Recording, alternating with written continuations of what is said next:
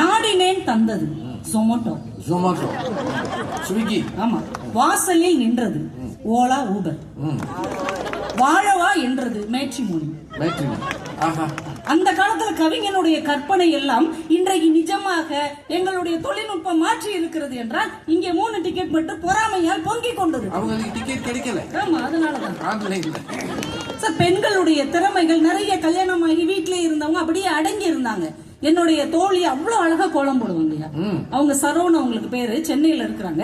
இன்னைக்கு அதுக்குன்னு அவங்க ஒரு யூடியூப் ஆரம்பிச்சு ஒவ்வொரு நாளும் மார்கழி மாசம் ஒரு கோலத்தை போட்டு ஆயிரக்கணக்கான பேர் அது லைக் அதுக்கு ஹார்ட் கொடுக்கும் போது அவங்க மனசுக்கு ஒரு சந்தோஷமாக நிம்மதியாக இருக்கிறது என்றால் உங்களுக்கு என்ன பிரச்சனை? உங்களுக்கு என்னமா பிரச்சனை? நீங்களும் ஒரு லைக்க போடுங்களேன். என்ன நீங்க ஒரு கோலத்தையாவது போடுங்க.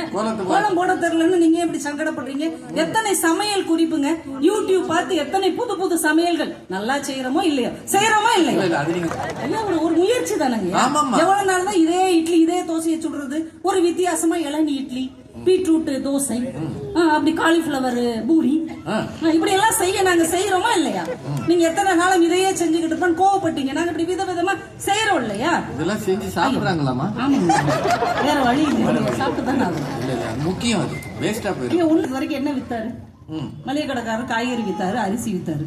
ஆனா இப்ப ஒரு காய்கறி கடைக்காரர் வந்திருக்காரியா, ராமு. மாடு ஏன் பால் தருது? கோமு அதால டீ தர முடியாது. சிரிங்க சிரிங்க, சந்தோஷமா இருங்க. ஒரு மளிகை கடைக்காரர் ஜோக் சொல்றாருயா. மக்கள் எல்லாம் கை தட்டி சிரிக்கிறாங்க. எப்படி சிரிச்சீங்க ஏற்கனவே அதெல்லாம் பார்த்து? அப்ப அது ஒரு சின்ன நிம்மதியை தந்ததா இல்லையா? மளிகை கடையில வியாபாரம் நடக்கல. வியாபாரம் நடக்குது நடக்கல, சந்தோஷமா இருக்கோமா இல்லையா? நிம்மதி இருக்குது. அதை பார்க்க சிரிப்பு ஒரு விஷயம் நீங்க யோசிச்சு பாருங்க. அன்னைக்கெல்லாம் வெளிநாட்டுக்கு எல்லாம் வேலைக்கு போனாங்க. ஞாபகம் இருக்கா?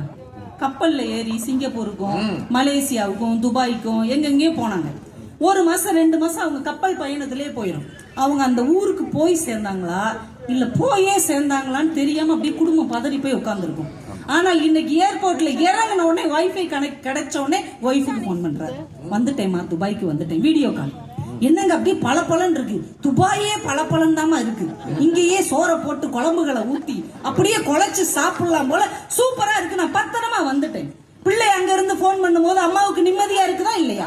வீட்டுல இருக்கிற பிள்ளைகள் வெளியில போனாங்கன்னா கையில செல்போன் இருக்குதா, லைவ் லொகேஷன் இருக்குதா, அப்ப பயம் இல்லை.